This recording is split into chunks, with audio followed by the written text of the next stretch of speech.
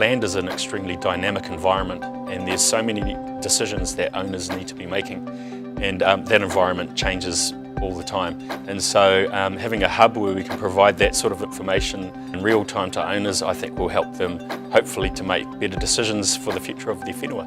Because with the urbanisation of Māori and so many Māori living away from their whenua, it's sometimes hard for people who live away to have any form of knowledge on how their whenua works or who lives there, who's in charge of it, those kind of things.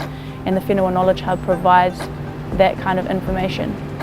My focus over the last 4 or 5 years has been to encourage my children and my nieces and nephews to start to take interest in our land.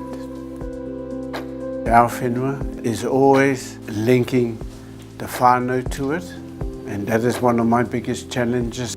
But now it is important that the information that will be available is shared amongst everyone that has an interest in Māori land, wherever.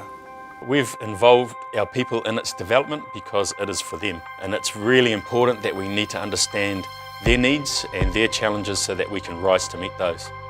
My dreams for Whenua Māori is that Te Iwi Māori is able to get past the fragmentation of Māori land that came from putting it into the Western system, and be able to work collaboratively and utilise the land in the best ways that it can be.